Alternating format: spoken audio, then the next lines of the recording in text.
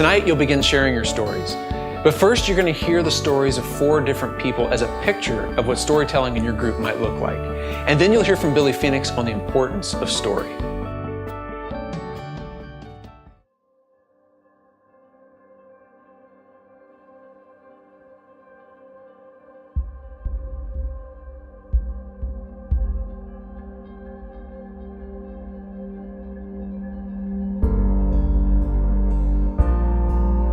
So Chris and I had our usual appointments, found out we were pregnant, due on Christmas, and then we had our first ultrasound. And she came in and kind of gave us some news, which totally took me by surprise because, you know, I've always had great pregnancies. I think for me there was just this underlying sense of anxiety, and it was just really subtle, but it was just so real at the same time, where I just knew something was wrong, and I could tell it was getting worse, but I didn't know what to do with it. Out of the blue, I couldn't barely move. I couldn't drive. I literally, had to stay in bed, for weeks, at a time, and I had to be driven, to and from work all the while, trying to pretend that nothing was wrong. The sad thing is that I'm sure a lot of people knew something was wrong with me, but did not want to ask me.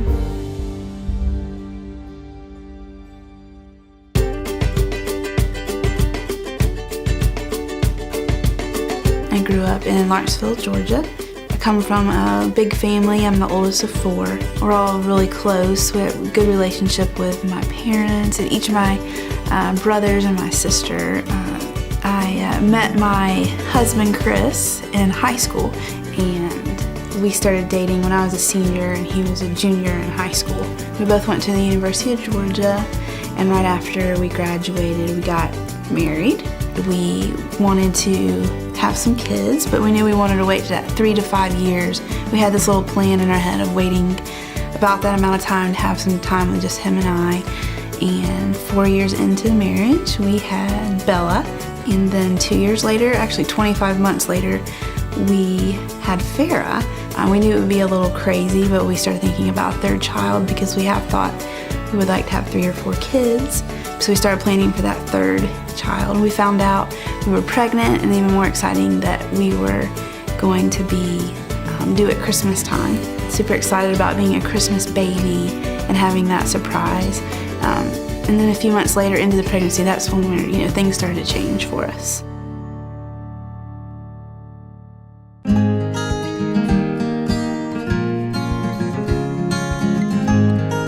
Okay, so when I decided that I wanted to marry Ellen, I went and bought a ring and visited her in Raleigh one night, and the ring was absolutely burning a hole in my pocket. I couldn't wait to get it out, so I came into her apartment, just pulled the ring out right then and there and said, "Will you marry me?" She said yes. It's just really great. His dad was the best man.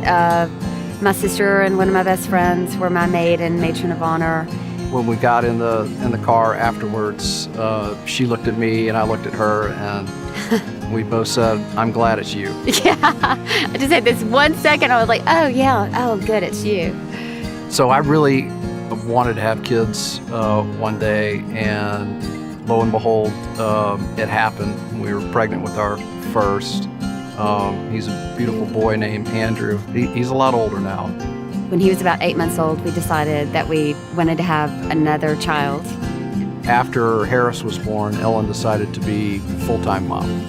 That really did cause, a shift in our life, because we tried to be, both keep our jobs, but it really didn't work out that way.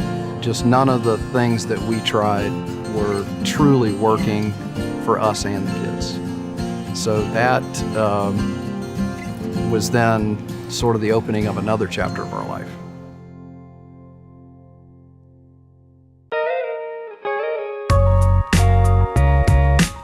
I moved to Atlanta when I was 19. I quickly enrolled in Georgia State University and ended up getting my bachelor's degree in film and video. I ended up landing 2 jobs right out of college, one at Sony and one at Elektra Records. I loved working, in the music industry and going to all the different events, and all of that was very, very exciting. I recently adopted a new baby girl. Her name is Princess, and she's a 1-year-old boxer. I love coming home to her. She is absolutely adorable, and she is just the light of my life right now. I've always been a very focused and driven individual. As early as 15, I attended a workshop sponsored by the Urban League that introduced me to the concept of entrepreneurship. I decided then and there that that's what I wanted to be. I ended up working with some of the top artists and producers in the industry.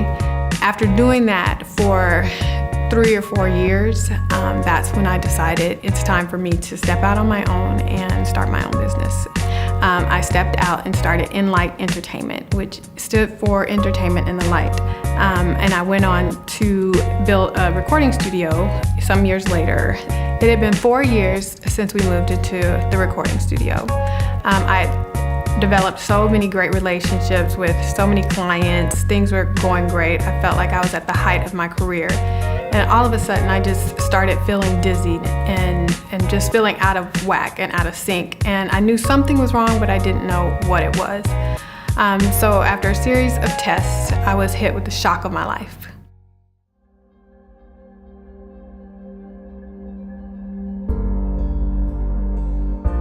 So we had the test on Friday. They called on Monday afternoon and told us that the baby had trisomy 13, and we'd already done the research on all the possibilities, so we knew somewhat what that meant.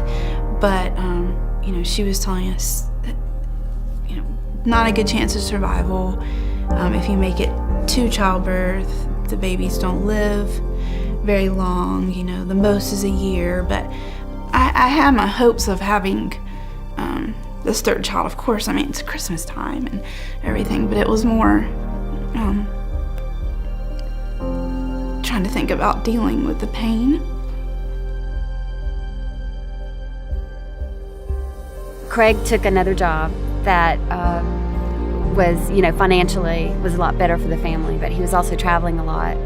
And so I think that I was starting to feel really lonely, really overwhelmed. As it progressed, I think a little bit of resentment built up that I was working really hard. I think that resentment and loneliness really got to me, and I don't think I was truly aware of how it was affecting me or what was really going on inside. So I decided to make a tough decision. I assembled my family into the family room and told them that I was going to move out. And that singularly is the hardest thing I've ever had to do, because Andrew ran back to our bedroom and grabbed a picture off our nightstand, and it's a wedding picture of Ellen and I, and he laid it in my lap and he said, "You lied." However, just in my mind, I felt like I couldn't begin to grow and to change and to break the ugliness inside of me without having moved out. And so the next week I did. And 8 months later, we signed divorce papers. After experiencing a series of dizzy spells and not really knowing what it was, the diagnosis came back that I had multiple sclerosis, which is MS. I was devastated. My first reaction was complete denial. There was numbness in my hands, numbness in my feet, to the point where, like, literally I could, something hot could be on my leg or cold, and I wouldn't be able to feel, the difference. I was so used to controlling my world, my life, my businesses, that this pretty much, took control of the situation. When Craig came home that night and told us he was moving out, that's probably one of the worst nights of my life. God really used this time in my life to really help me build a much more authentic relationship with him. I think that I had always kind of believed that if you do all the right things, that God will love you. And so I kept thinking that if I just did all the right things, he would fix this situation for me so I wouldn't have to be a single mom. Those who know me know that I'm very big on appearance. I express myself through my clothes, my hair, and I love to look a certain way. So when this situation attacked me, that was another part of my world that I just felt like I was not in control of anymore. It became less and less important, for me to, have the cute hairstyle or have the nice, clothes. I just wanted to feel better. The waiting has been the hardest part, because even when she gets here, we don't know what's gonna happen. We don't know if we're gonna get to meet her. We don't know if we're gonna have minutes with her, or hours, or days. We've had to give up control, which is hard as a mom who, you have everything planned, just to give up control and sit and wait to see what's gonna happen.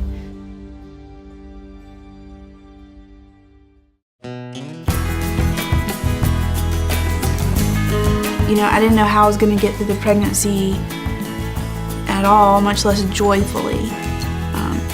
Or at least, be there for my kids and not always be sad. So we wrote a prayer. We put this prayer up on our blog and kind of emailed it out to our friends. And it says, God, give us more hours of joy than pain. Allow us to turn the corner of sorrow to celebration.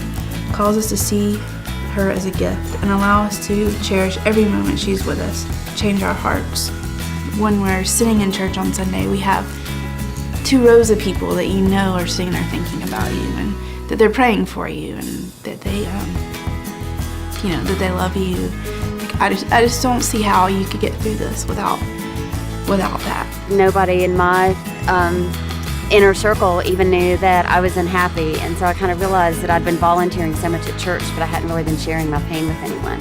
What I needed was grace and somebody that loved me, and I really found that.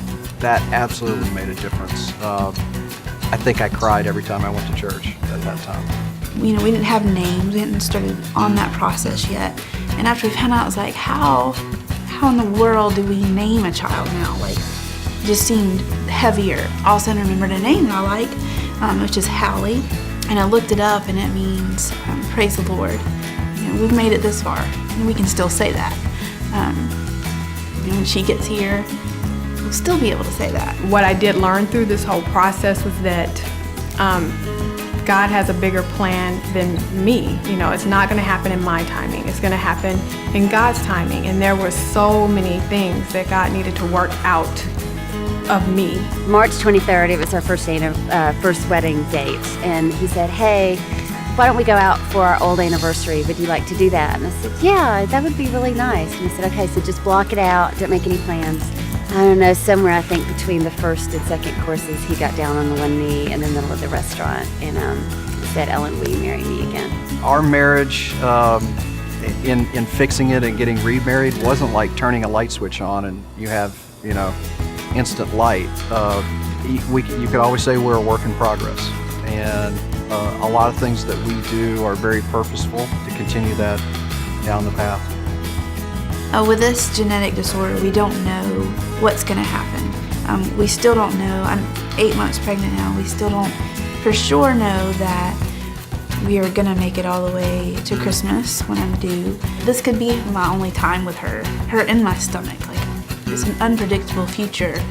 I'm not certain what the future, holds for me at this time, but I know that it's great. I know that no matter what, I'm going to come out on top. At the end of the story, I win. Even if things are happening that you think, wait a minute, this isn't supposed to be what's happening. It's supposed to be A, not B. Lots of times God is using His way to really bring about really beautiful things in your life.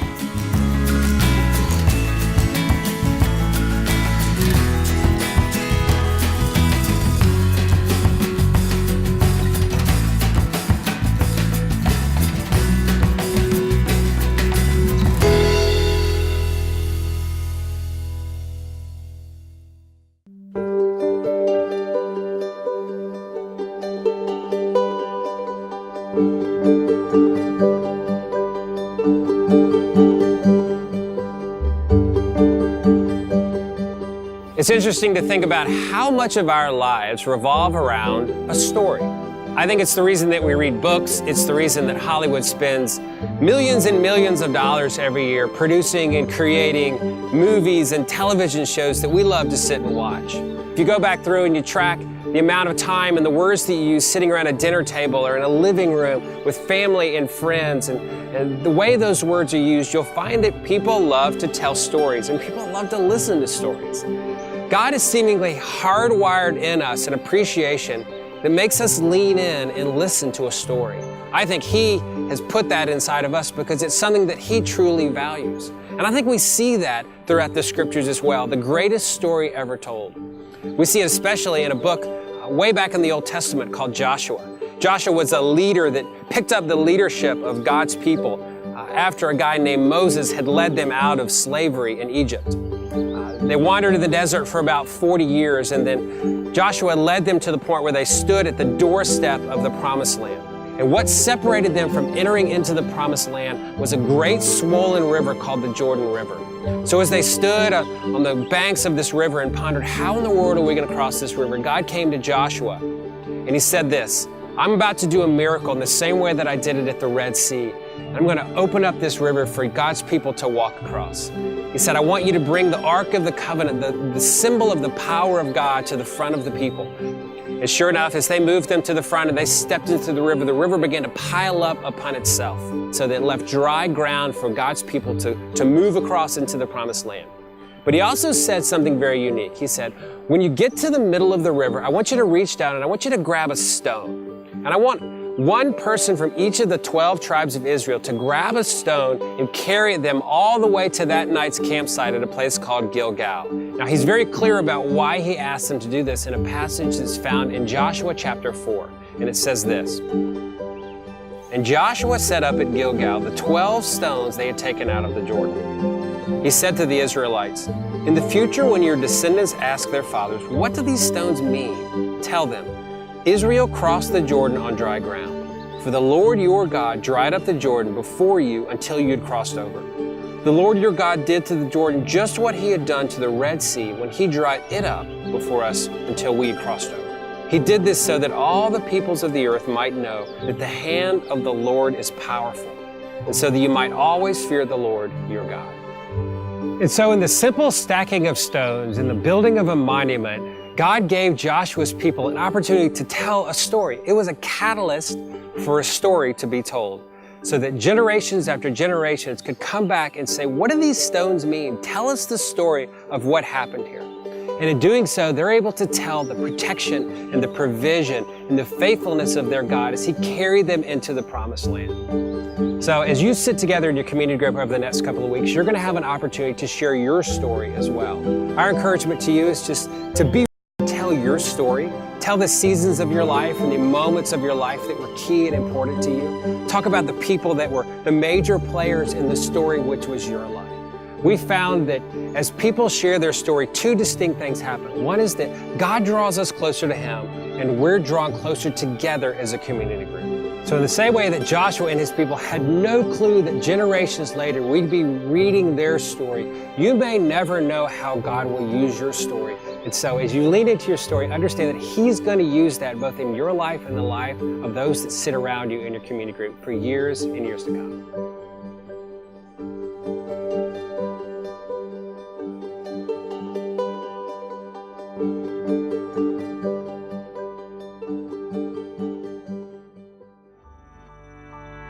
We really do believe that God's going to use your stories in some amazing ways. But first, you've got to share them. Now, when you're not sharing, make sure you listen really well and ask great follow-up questions. Your leader's going to get it started.